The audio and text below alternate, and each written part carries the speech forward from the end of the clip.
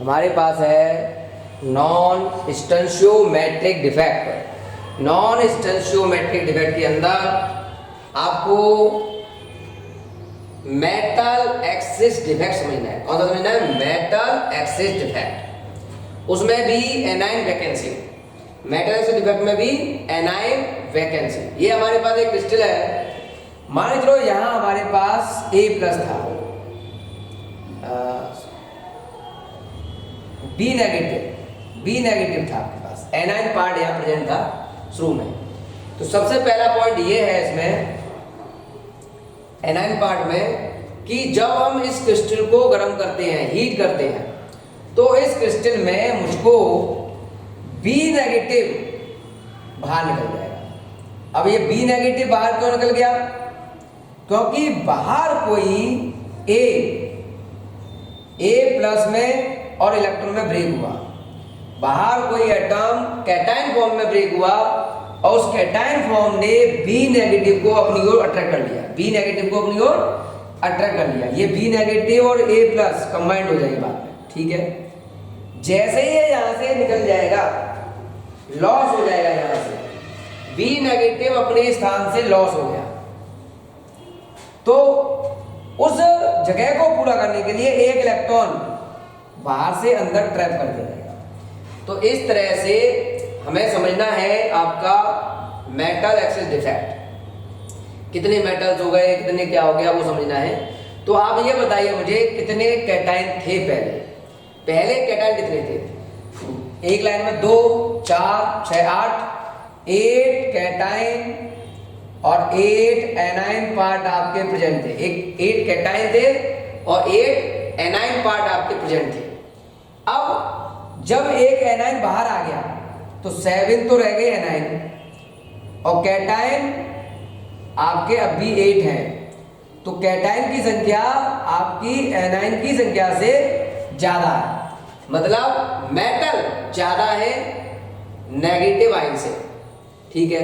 लेकिन चार्ज गड़बड़ है, 8 प्लस के 8 प्लस के हैं और माइनस के 7 है। चार्ज को इक्वल करने के लिए हम इस इलेक्ट्रॉन को ट्रैप करा देते हैं उसी सेंटर पर, तो एक माइनस आ जाएगा तो ये भी माइनस के 8 हो जाएंगे, दोनों इक्वल हो गए, ठीक है।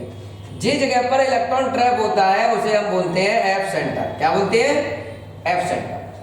एफ सेंटर बोलते हैं। जैसे ही इलेक्ट्रॉन यहाँ कूदेगा, गिरेगा, तो जिस स्थान पर गिरेगा उसे एफ सेंटर बोलेंगे और उसका कलर थोड़ा बहुत चेंज हो जाएगा, कलर में चेंज आना शुरू कर देगा, इसको हम बोलते हैं एफ सेंटर। क्या बोलते हैं?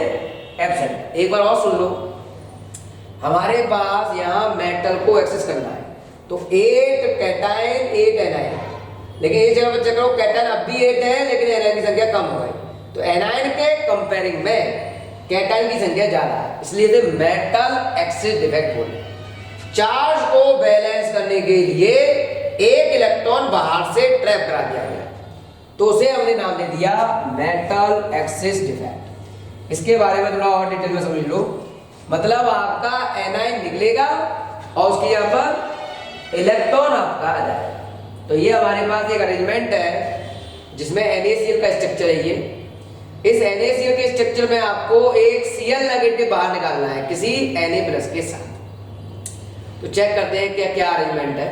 बाहर कोई एक कैटायन पार्ट, जैसे आपका Na जो होगा वो Na प्लस फॉर्म में आएगा, देखो, तो उस Na प्लस ने उस Cl को खींच लिया, Cl निकाल लिया, और जो उसने इलेक्ट्रॉन छोड़े होंगे वो इलेक्ट्रॉन यहाँ Cl की जगह जुड़ जाएंगे। तो इस तरह से ये जुड़ जाते हैं, क्लोराइड आयन बाहर निकल जाएंगे और इलेक्ट्रॉन बाहर जुड़ जाएंगे। जहां इलेक्ट्रॉन जुड़ेंगे वो कहलाएगा एफ सेंटर। तो देखो एक क्लोराइड भाग गया सोडियम के साथ, उसकी जगह पे इलेक्ट्रॉन आ गए। तो इस तरह का जो अरेंजमेंट है वो कहलाता है आपका मेटल एक्सिस डिफेक्ट। एक बार और देख लो इस वीडियो को ढंग से। सोडियम आयन जो बाहर होगा वो एक क्लोराइड आयन को, इस क्लोराइड आयन को गायब कर देगा। जैसे सोडियम आयन बाहर आएगा वो एक क्लोराइड आयन को गायब कर देगा। देखो ये सोडियम आया, एक क्लोराइड आयन गायब हो गया, और जो सोडियम ने अपना इलेक्ट्रॉन निकाला होगा वो इस जगह पर ट्रैप हो जाएगा।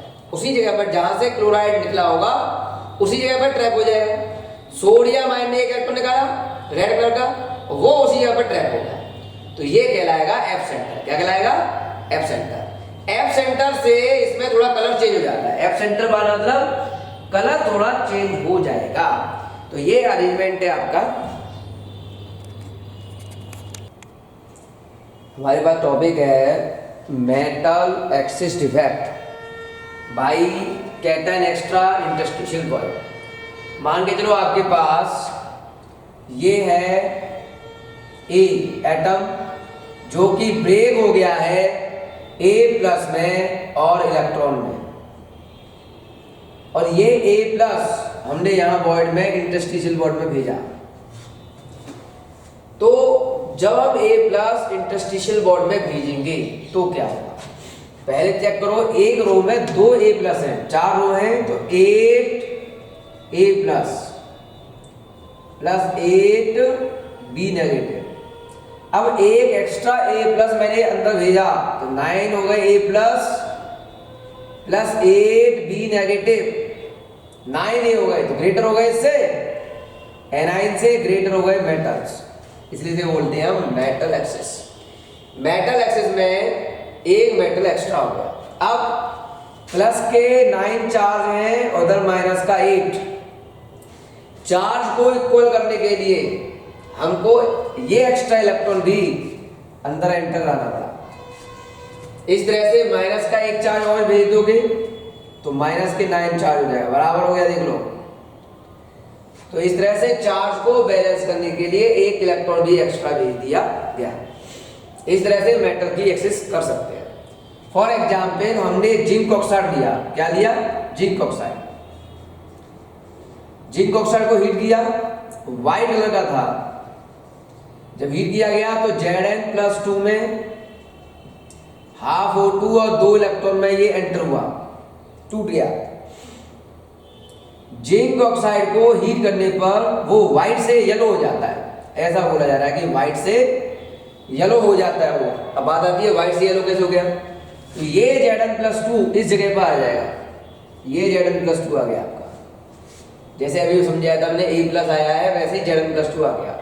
अब चार्ज हो गए 2 एक्स्ट्रा प्लस के, तो 2 इलेक्ट्रॉन, एक इलेक्ट्रॉन तो ये रहा, एक इलेक्ट्रॉन और आ जाएगा यहाँ, ये 2 इलेक्ट्रॉन इस तरह से आ गए, तो चार्ज को बैलेंस कर दिया गया। अब दोनों इलेक्ट्रॉन अलग अलग बॉक्स में जाएंगे, इसलिए नेचर कहलाएगा पैरामैग्नेटिक। कैसा नेचर कहलाएगा? पैरामैग्नेटिक नेचर कहलाएगा। तो इस तरह से ये मेटल एक्सिस डिफेक्ट है और इसका नेचर पैरामैग्नेटिक होगा। और जब इलेक्ट्रॉन कूदेंगे तो वो एफ सेंटर बन जाएगा, और जब वो एफ सेंटर होगा तो उसमें कलर बदल जाएगा, इसलिए व्हाइट से येलो हो जाता है। अगर हम यहाँ NaCl लें, क्या लें? NaCl, इसको ब्रेक करेंगे तो Na plus half Cl2 plus electron, तो Na प्लस वहां ट्रैप हो जाएगा, एक इलेक्ट्रॉन ट्रैप हो जाएगा, तो कलर इसका येलो हो गया। तो कलर तो याद करने होंगे हमको या दिए होंगे। अगर आप Na को ब्रेक करते हो तो यहाँ Na plus half I2 plus electron, तो Na प्लस ट्रैप हो जाएगा और I2 बाहर निकल जाएगा गैस की फॉर्म में, और जो इलेक्ट्रॉन होगा वो ट्रैप हो जाएगा और कलर हो जाएगा वायलेट। तो कलर तो वो क्वेश्चन में देगा। इस तरह से सोडियम आयन के ट्रैप होने से चार्ज प्लस का बढ़ेगा, और उस चार्ज को बैलेंस करने के लिए हमको इलेक्ट्रॉन ट्रैप बनाने पड़ेंगे, और इलेक्ट्रॉन जब ट्रैप होंगे तो कलर में चेंज आना शुरू हो जाएगा। जैसे फॉर एग्जाम्पल अगर हम चेक करें, ये है हमारे पास जिंक ऑक्साइड का व्हाइट पाउडर। जिंक ऑक्साइड का व्हाइट पाउडर है, और इसमें आप अच्छी तरह समझ लीजिए, जिंक ऑक्साइड को जब हम हीट कर रहे हैं तो वो Zn+2 ब्रेक हुआ, और ध्यान से देखो ये Zn+2 है और ये 2 इलेक्ट्रॉन्स हैं। तो इस तरह से हमें एक Zn+2 और 2 इलेक्ट्रॉन मिल गए। एक Zn+2 और 2 इलेक्ट्रॉन आपको मिल गए।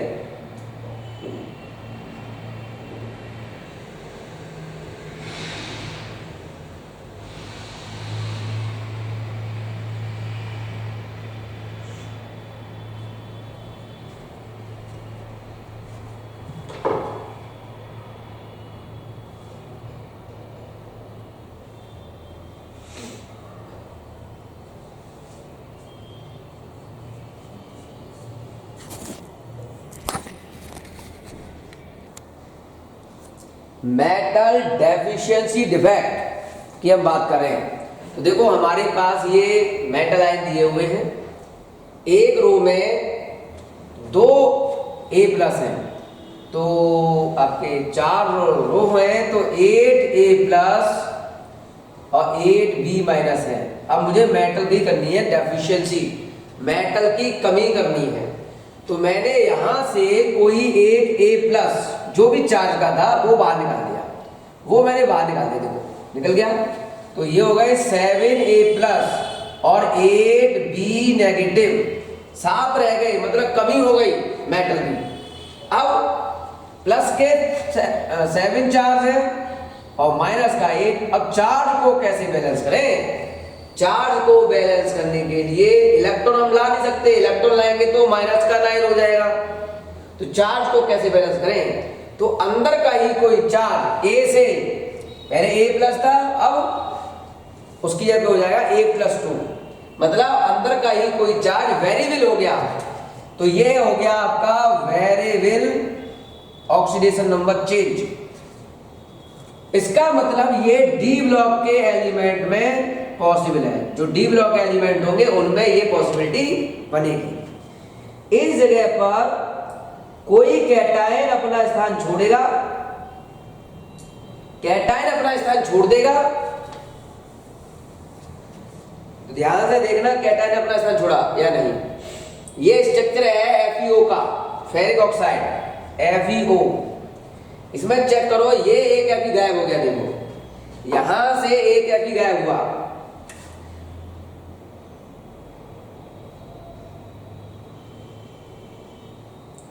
ये देखिए द्वारा से, यहां से ये Fe प्लस 2 जो दिख रहा है प्लस 2 फॉर्म में है, वो यहां से गायब हो गया।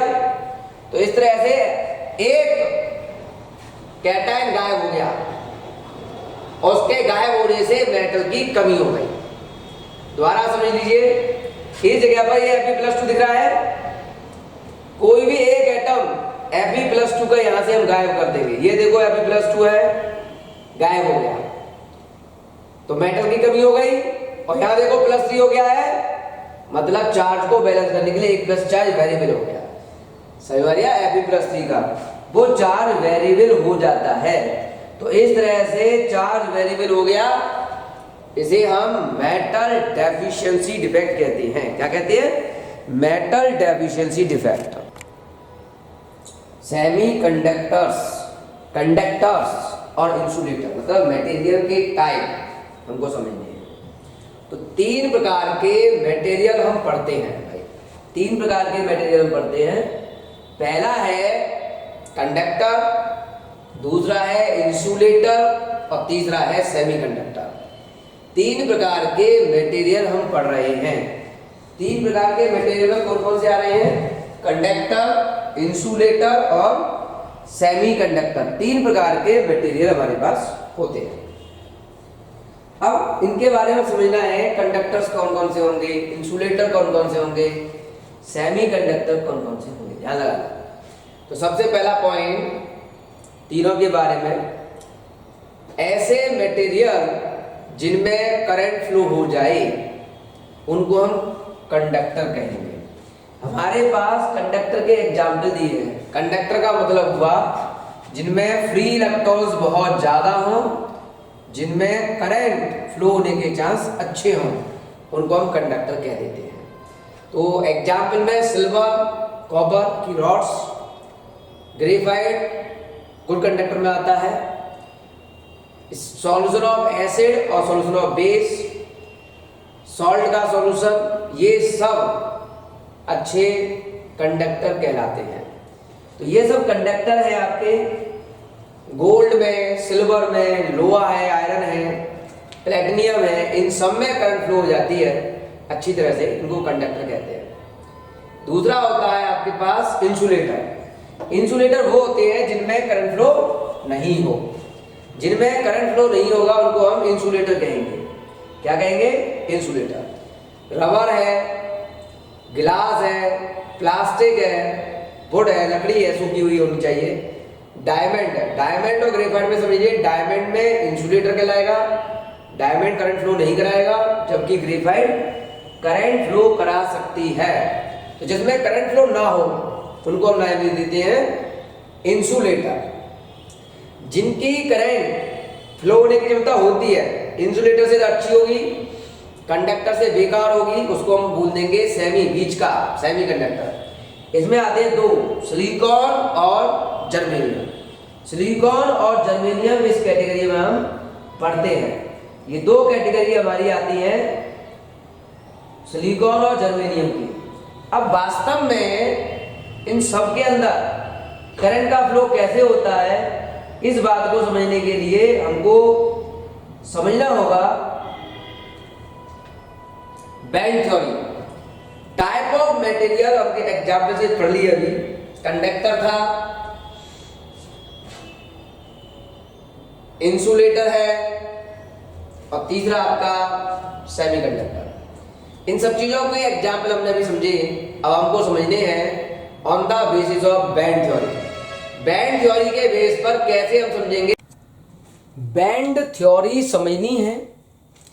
सिलिकॉन का atomic number 14, 1s2, 2s2, 2p6, 3s2, 2, 4, 10, 12, 3p2 और 3d0। ये कंडीशन है सिलिकॉन की।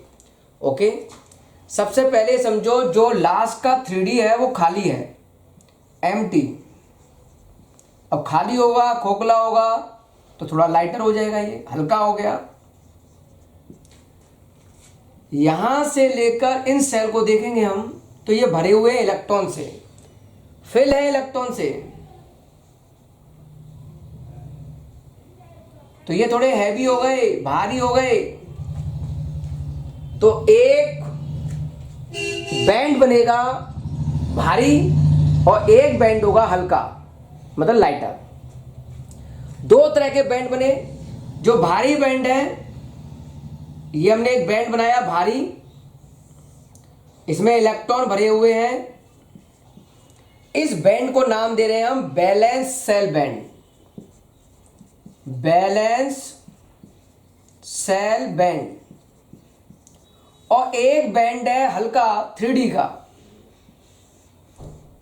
ये एम्प्टी है, खाली है, एम्प्टी है, ये खाली है, हल्का है इसलिए ऊपर है। इसको हमने नाम दिया conduction band, conduction band. Okay, दोनों बैंड के बीच में एक एनर्जी गैप होता है, ये है आपका एनर्जी गैप, एनर्जी गैप। इस एनर्जी गैप को हम बोलते हैं forbidden energy gap, forbidden, FORBIDEN, एक डी आएगा, फॉरबिडन एनर्जी गैप कहते हैं। इस गैप को फॉरबिडन एनर्जी गैप कहते हैं। ओके, अब इस गैप के बेस पर कि ये गैप होगा या नहीं होगा, तीन तरह के मटेरियल हम मानते हैं, कंडक्टर, इंसुलेटर और सेमी कंडक्टर। तो सबसे पहले एक एनर्जी बैंड हमको पता होना चाहिए। ये हमारे पास एक एनर्जी बैंड है जिसमें ऊपर वाले हिस्से को कंडक्शन बैंड और नीचे वाले हिस्से को बैलेंस बैंड कहते हैं। देखो यहाँ गैप नहीं है, यहाँ जो गैप है दोनों बैंडों के बीच में उसे फॉरबिडन गैप कहते हैं। इन दोनों में गैप कुछ ज्यादा ही है, फॉरबिडन गैप कहलाता है, फॉरबिडन एनर्जी गैप। मेटल में किसी प्रकार का कोई गैप नहीं, ऊपर वाले को कंडक्शन बैंड कह दिया आपने, नीचे वाले को बैलेंस बैंड कह रहे हैं। ये बैलेंस बैंड हो गया जिसमें इलेक्ट्रॉन भरे होंगे, ये फॉरबिडन एनर्जी गैप हो गया। अब डिटेल में बात करें इन कंडक्टर, मेटल कंडक्टर में कंडक्शन बैंड और बैलेंस बैंड के बीच में जो गैप होना चाहिए था वो गैप नहीं है, ओवरलैपिंग है वो दोनों के बीच में, मतलब आसानी से इलेक्ट्रॉन पास किए जा सकते हैं। इनके बीच का ये जो गैप है फॉरबिडन एनर्जी गैप, वो बहुत ही ज्यादा है इंसुलेटर में। तो इंसुलेटर में जो गैप है वो बहुत ज्यादा होता है, एनर्जी गैप ज्यादा है, जिसको हम क्या नाम दे रहे हैं, फॉरबिडन एनर्जी गैप। ये भरा हुआ होगा और कंडक्शन बैंड खाली होते हैं हमेशा, ठीक है। बैलेंस बॉन्ड इलेक्ट्रॉन से भरे होते हैं और कंडक्शन बैंड हमेशा खाली होते हैं। सेमीकंडक्टर की हम बात करें तो सेमीकंडक्टर में ये इलेक्ट्रॉन्स हो गए बैलेंस बैंड में, ये गैप उसका इतना ज्यादा नहीं होता है, और यहां से इलेक्ट्रॉन कुछ यहां चले जाते हैं और कुछ जम करके ऊपर चले जाते हैं। इस तरह से ये आपका एनर्जी गैप इंसुलेटर की तुलना में थोड़ा कम होता है। कंडक्शन बैंड में एनर्जी गैप बिल्कुल नहीं था, सेमीकंडक्टर में थोड़ा बहुत होता है, और इंसुलेटर में एनर्जी गैप बहुत ज्यादा होता है। तो इस तरह से एनर्जी गैप होते हैं। कुछ इलेक्ट्रॉन यहां से ऊपर चले जाते हैं और यहां बन जाते हैं होल। सेमीकंडक्टर में जब होल बनेंगे तो उसमें करंट फ्लो होना शुरू हो जाता है। होल की वजह से करंट फ्लो होता है इन सेमीकंडक्टर, ठीक है, ये ध्यान रखना। अच्छा, डिटेल में और एक बार समझ लें। हमारे पास एक टॉपिक है कंडक्टर। कंडक्टर के लिए हम बात करें तो ये कंडक्टर का अरेंजमेंट है, इसमें बैलेंस बैंड में इलेक्ट्रॉन्स होंगे। क्या होंगे? इलेक्ट्रॉन्स बैलेंस बैंड में इलेक्ट्रॉन होंगे, और इनमें गैप है नहीं, इसलिए सारे इलेक्ट्रॉन आपके ऊपर चले जाएंगे। कोई गैप नहीं है, तो जितने भी इलेक्ट्रॉन्स होंगे वो सारे इलेक्ट्रॉन्स बिना किसी रुकावट के चले जाते हैं। मेटल कंडक्टर के अंदर टेम्परेचर बढ़ाने से, टेम्परेचर बढ़ाओगे आप तो रेजिस्टेंस बढ़ता है। R equal to rho L upon A, resistance बढ़ेगा तो रेजिस्टिविटी भी बढ़ेगी, और conductivity equal to 1 upon rho. Conductivity बढ़ेगी, रेजिस्टिविटी बढ़ेगी तो कंडक्टिविटी घट जाएगी। मतलब टेम्परेचर बढ़ाने पर कंडक्टिविटी घट गई क्योंकि रेजिस्टेंस बढ़ गया, रुकावट बढ़ गई। तो उसे छोड़ो, मेन टॉपिक यह है कि बैलेंस बैंड से इलेक्ट्रॉन सभी निकलकर कहां चले जाते हैं? कंडक्शन बैंड में चले जाते हैं। कोई गैप नहीं है, सारे कंडक्शन बैंड में चले जाएंगे ऊपर। तो इस तरह से इसे हम नाम दे देंगे क्या, कि इसने कैसे काम किया। अब बात आती है इंसुलेटर के लिए। किसके लिए? इंसुलेटर के लिए। इंसुलेटर में यहां इलेक्ट्रॉन्स तो है, लेकिन ये एनर्जी गैप, ये जो एनर्जी गैप है वो बहुत ही ज्यादा है। ये जो बैलेंस बॉन्ड में इलेक्ट्रॉन है, बैलेंस बैंड में इलेक्ट्रॉन है, लेकिन एनर्जी गैप ज्यादा है। सारे इलेक्ट्रॉन अगर जाना भी चाहें तो इस गैप में ही जा पाते हैं। कोई भी इलेक्ट्रॉन कंडक्शन बैंड में नहीं पहुंच पाता है। जब कंडक्शन बैंड में इलेक्ट्रॉन पहुंचेगा ही नहीं तो उसको हम नाम दे देंगे क्या? इंसुलेटर, ठीक है। अब अगला टॉपिक है इन सेमीकंडक्टर। सेमीकंडक्टर में हम दो तरीके से समझ सकते हैं इसको। पहला, बैलेंस बैंड में आपके इलेक्ट्रॉन्स होते हैं, एनर्जी गैप ज्यादा होता नहीं है, तो यहां से इलेक्ट्रॉन, बैलेंस बैंड से इलेक्ट्रॉन कंडक्शन बैंड में जा सकते हैं। और जब ये इलेक्ट्रॉन जाएंगे तो होल क्रिएट होगा। क्या क्रिएट होगा? होल। चेक करते हैं क्या कहना चाह रहा हूं। देखो, यहां से जैसे ही आप इन इलेक्ट्रॉन को भेजोगे तो वो इलेक्ट्रॉन कंडक्शन बैंड में चले जाएंगे, लेकिन इस जगह पर देखो होल क्रिएट हो गए, और इन होल के क्रिएट होने की वजह से सेमीकंडक्टर में करंट का फ्लो होता है दो प्रकार से, एक होल की वजह से और एक इलेक्ट्रॉन जुड़ गए हैं उनकी वजह से। समझ में आ रही बात? ये हो गया आपका सेमीकंडक्टर के बारे में एक छोटा सा पॉइंट। एक छोटा सा पॉइंट और ध्यान रखना है, वो ये, टेम्परेचर बढ़ाने पर, टेम्परेचर बढ़ाओगे तो एनर्जी बढ़ेगी, इलेक्ट्रॉन्स की एनर्जी बढ़ेगी तो इलेक्ट्रॉन ज्यादा से ज्यादा निकल के वहां पहुंचेंगे। इलेक्ट्रॉन जब ज्यादा से ज्यादा यहाँ पहुंचेंगे तो कंडक्टिविटी बढ़ जाती है। यहाँ कंडक्टिविटी बढ़ने के दो रीजन है, एक इलेक्ट्रॉन का फ्लो और दूसरा इलेक्ट्रॉन के फ्लो से बना होल। इन दो कारणों से करंट का फ्लो बहुत तेजी से बढ़ जाता है। अगला टॉपिक हमारे पास टाइप ऑफ सेमीकंडक्टर। सेमीकंडक्टर के दो टाइप हैं। पहला होता है intrinsic, INTER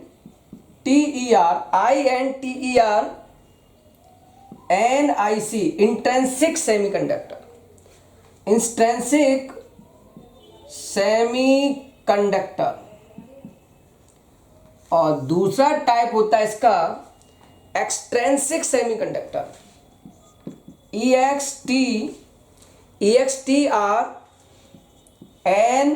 EXTRNSIC intrinsic semi conductor. तो सेमीकंडक्टर दो तरह के होंगे, इंट्रेंसिक सेमीकंडक्टर और एक्सट्रेंसिक सेमीकंडक्टर। क्या है ये, कैसे प्राप्त होंगे? ये आपका प्योर सिलिकॉन का बना होता है और ये सिलिकॉन में इम्प्योरिटी ऐड करके, इम्प्योरिटी को ऐड करके बनाया जाता है। इम्प्योरिटी ऐड करने के बाद ये दो टाइप का कहलाता है, पी टाइप और एन टाइप। किसी सेमीकंडक्टर में, इंट्रिंसिक सेमीकंडक्टर में इम्प्योरिटी ऐड करने की प्रोसेस को डोपिंग कहते हैं। क्या कहते हैं? डोपिंग। हमारे पास पहला टॉपिक है इंट्रिंसिक सेमीकंडक्टर। ये क्या है, कैसे बनेगा, टेम्परेचर का इस पर क्या असर होगा, ये पढ़ना है। तो देखो, ये सिलिकॉन, कुछ एटम सिलिकॉन के रखे हमने, इसके नीचे भी सिलिकॉन एटम रख दिया ऐसा ही। सिलिकॉन में 4 इलेक्ट्रॉन होते हैं। जब 4 इलेक्ट्रॉन होंगे तो एक बॉन्ड इसके साथ, एक इधर, एक ऊपर, एक नीचे, फिर एक साइड से, एक ऊपर, एक नीचे। तो इस तरह से ये बॉन्डिंग करेगा।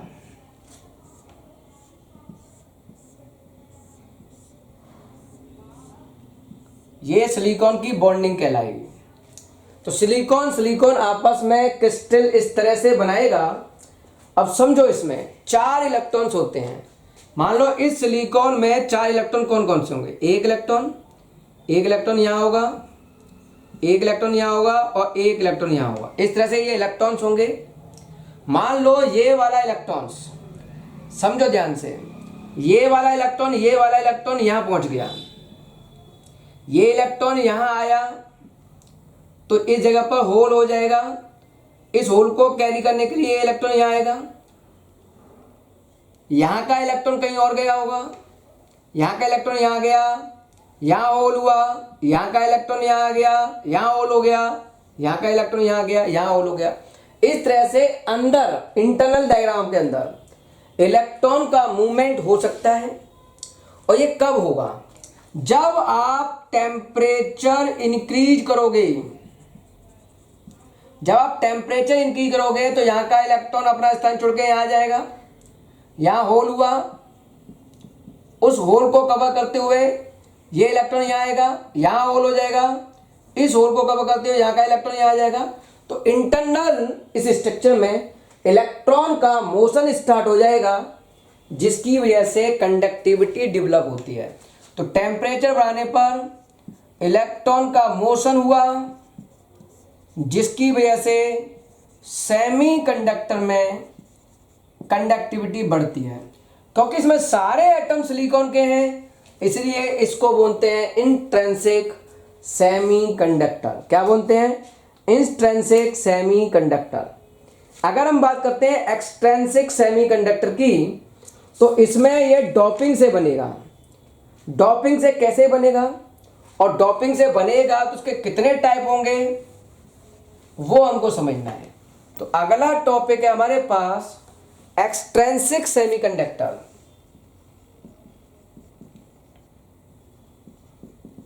एक्सट्रिंसिक सेमीकंडक्टर एक्चुअल में प्योर सिलिकॉन में इम्प्योरिटी ऐड करने पर बनता है और इस प्रोसेस को बोलते हैं डोपिंग। इम्प्योरिटी मिलाने की इस प्रोसेस को डोपिंग कहते हैं। क्या कहते हैं? डोपिंग। ओके, डोपिंग से बनता है पी टाइप और एन टाइप। तो सबसे पहले पढ़ते हैं P type semiconductor, P type semiconductor देखते हैं। पी टाइप सेमीकंडक्टर कैसे बनेगा? तो 14 ग्रुप, यहां लिख रहा हूं 14 group element doped with 13 group element. 14 group element के अंदर 13 ग्रुप एलिमेंट की इंप्योरिटी मिलाते हैं, तब पी टाइप सेमीकंडक्टर बनता है। जो पहले लिखा है उसका एलिमेंट ले लो। 14 ग्रुप में आता है सिलिकॉन। सिलिकॉन में ये 4 इलेक्ट्रॉन होते हैं जिनको हम इस तरह से गड्ढे बना रहे हैं, होल बनाते हैं, इलेक्ट्रॉन को गड्ढे की तरह बना दिया। ओके, इसमें मिलाया आपने 13 ग्रुप एलिमेंट। इसके अंदर केवल 3 इलेक्ट्रॉन होंगे। इसमें आएगा बोरॉन, एल्युमिनियम, गैलियम, इंडियम, टैलियम। इनमें सब में 3 इलेक्ट्रॉन होते हैं। जब ये इसमें मिलाओगे तो देखो एक इलेक्ट्रॉन यहां फिल हो गया, एक इलेक्ट्रॉन यहां फिल हो जाएगा। सेंट्रल एटम को होल मानते हैं, एक इलेक्ट्रॉन यहां फिल हो जाएगा। तो 3 इलेक्ट्रॉन इस तरह से फिल हो गए, एक गड्ढा बचा। इस गड्ढे को हमने क्या नाम दिया? होल। तो पी टाइप सेमीकंडक्टर कहलाएगा ये, और इसमें होल बनते हैं। और ध्यान रखना, ये होल करंट कैरिंग का जरिया है। Current carry by hole in P type semiconductor.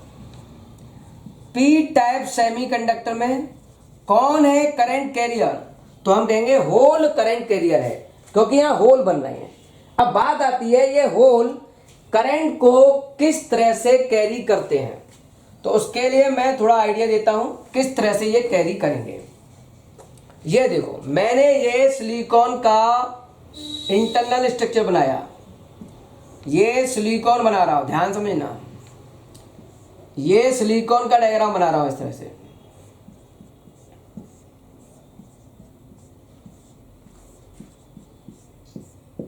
ये सिलिकॉन का इंटरनल डायग्राम था, जिसको हमने नाम दिया था इंट्रिंसिक सेमीकंडक्टर। अब मान लो मैंने इस जगह पर इंप्योरिटी मिलाई बोरॉन की। किसकी इंप्योरिटी मिला दी? बोरॉन की। अब बोरॉन में कितने इलेक्ट्रॉन होते हैं? 3। तो इसका एक इलेक्ट्रॉन ई लिख देता हूं। इसका एक इलेक्ट्रॉन, एक इलेक्ट्रॉन और एक इलेक्ट्रॉन। तो इस जगह पर बोरॉन में कोई इलेक्ट्रॉन नहीं है। यहां एक गड्ढा माना गया, होल माना गया। ओके, होल माना गया। अब सिलिकॉन ने क्या किया? सिलिकॉन के जो इलेक्ट्रॉन थे, मान लो ये है सिलिकॉन का इलेक्ट्रॉन, ये देखो सिलिकॉन का इलेक्ट्रॉन। इस सिलिकॉन के इलेक्ट्रॉन ने इस होल को भरने के लिए अपना इलेक्ट्रॉन दिया। जब ये इलेक्ट्रॉन यहां आएगा तो इस जगह पे होल हो जाएगा, और इस होल को भरने के लिए ये वाला इलेक्ट्रॉन आया। तो इस तरह से इंटरनल डायग्राम में होल को भरने के लिए इलेक्ट्रॉन का मूवमेंट स्टार्ट हो जाता है, ठीक है, और उसकी वजह से करंट कैरी होती है। तो मेन कॉज था ये होल। तो पी टाइप सेमीकंडक्टर में करंट कैरियर माना जाता है होल। अब हम बात करते हैं एन टाइप सेमीकंडक्टर। अगर आप एन टाइप की बात करें तो क्या होगा? ये मैंने थोड़ा रफ कर दिया, ढंग से समझना। द एन टाइप सेमीकंडक्टर कैसे बनेगा? तो एन टाइप सेमीकंडक्टर बनाने के लिए हमने 14 ग्रुप एलिमेंट में डॉप्ड किया, doped with 15 group element. 15 group element में होंगे 5 इलेक्ट्रॉन्स। इसमें आता है नाइट्रोजन, फास्फोरस, आर्सेनिक, एंटीमनी और बिस्मथ। ओके, सबसे पहले सिलिकॉन को यहां 14 ग्रुप में सिलिकॉन माना, उसको आप लिख लो। उसके इलेक्ट्रॉन को मानो गड्ढे, होल। ओके, अब इन गड्ढों में भरनी है 5 इलेक्ट्रॉन। तो एक इलेक्ट्रॉन यहां भर गया, एक इलेक्ट्रॉन यहां भर गया, एक इलेक्ट्रॉन इसमें भर गया, एक इसमें बचा, एक इलेक्ट्रॉन बचा। तो वो इलेक्ट्रॉन यहां फ्री घूम रहा है। तो ये इलेक्ट्रॉन फ्री बचा। जब ये इलेक्ट्रॉन फ्री बचा, ये इलेक्ट्रॉन फ्री बचा, तो ये इलेक्ट्रॉन मोशन में आ जाएगा। इस इलेक्ट्रॉन के मोशन की वजह से करंट डेवलप हुई। तो एन टाइप सेमीकंडक्टर में कौन है करंट कैरियर? तो हम कहेंगे इलेक्ट्रॉन करंट कैरियर होता है। करंट कैरियर कौन है? तो हम कहेंगे इलेक्ट्रॉन यहां करंट कैरियर होता है। ओके, अब थोड़ा सा इंटरनल डायग्राम से समझाता हूं, थोड़ा सा मैं समझाता हूं इंटरनल डायग्राम से। देखो, ये था सिलिकॉन का प्योर डायग्राम। सिलिकॉन, यहां मैंने सिलिकॉन लिख दिया इस तरह से। ये देखो सिलिकॉन,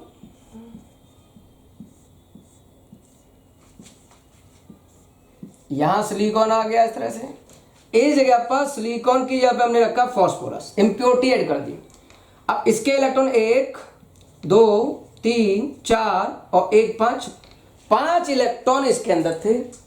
ओके, तो जो एक इलेक्ट्रॉन बचा,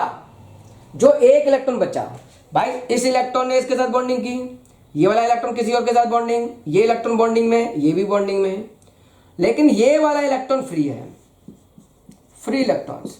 अब ये इसमें मोशन कर रहा है, ये इलेक्ट्रॉन यहां से यहां आ गया, जब यहां आया तो यहां का इलेक्ट्रॉन कहीं और चला गया। तो इस तरह से ये मोशन करेगा और करंट कैरी कर सकता है। तो ये था आपका एन टाइप सेमीकंडक्टर।